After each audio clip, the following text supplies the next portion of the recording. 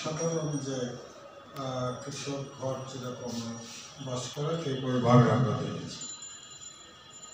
ওরা কবরটা জিয়ারত করতে চাইলাম, ওনার দাদার কবর জিয়ারত করলাম, জিয়ারত করার জন্য খুঁজলাম।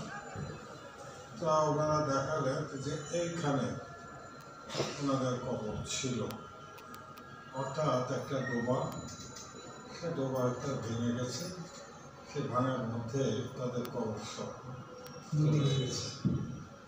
অবস্থা খারাপ লাগে।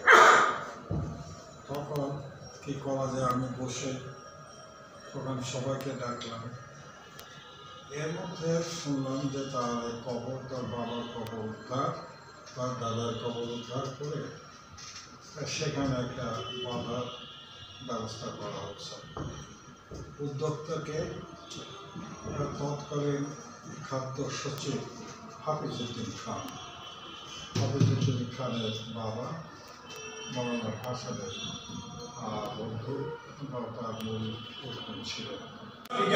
আমি বলবো যে এদেরকে ফাউন্ডিং ফাদার হিসেবে ডিক্লেয়ার দেওয়া হোক, এদের জীবনী আপনার বইয়ে আসুক এবং এদের জন্মদিন মৃত্যুদিন রাষ্ট্রীয়ভাবে পালন করা হোক।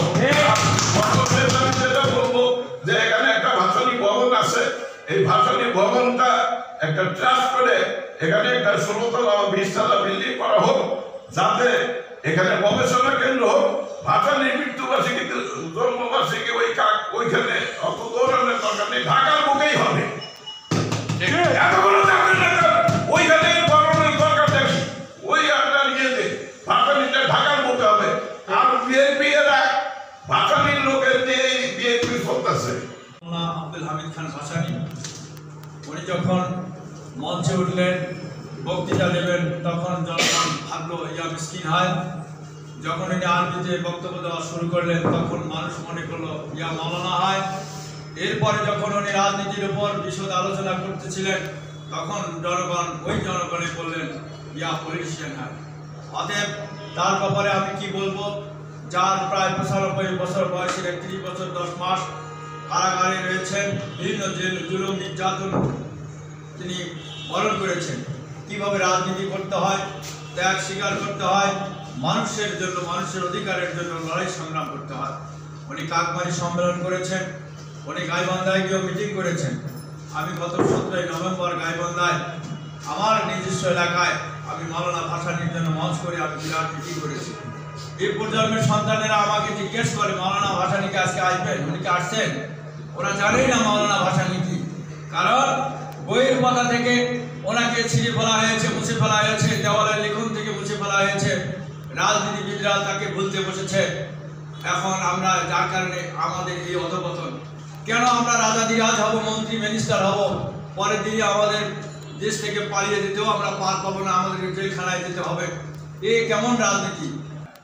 কিন্তু আরো বড় বড় প্রতিষ্ঠান হইতে পারত। আমি অন্তর্বর্তী সরকারের কাছে আহ্বান জানাবো, আপনারা যতদিনই ক্ষমতায় থাকে মজলুম জননেতা মাওলানা ভাসানীর নামে একটি প্রতিষ্ঠান করে যান।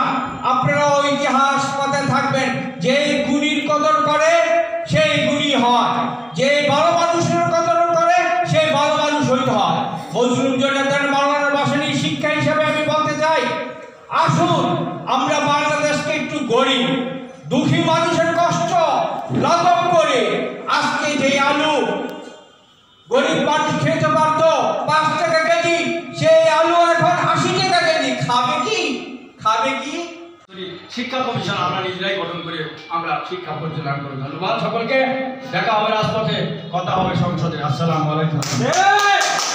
আমরা 3য় বর্ষ অতিবাহিত করতে যাচ্ছি। আজকে আমাদের জন্মদিন, আপনারা দোয়া করবেন এই উন্নয়ন পার্টির জন্য। আমি এই উন্নয়ন পার্টির সাধারণ সম্পাদক হিসাবে দোয়া চাচ্ছি। আসসালামু আলাইকুম। আমি যারা আবু খালেদ সাহেবকে পদ গ্রহণ করার জন্য অনুরোধ করি।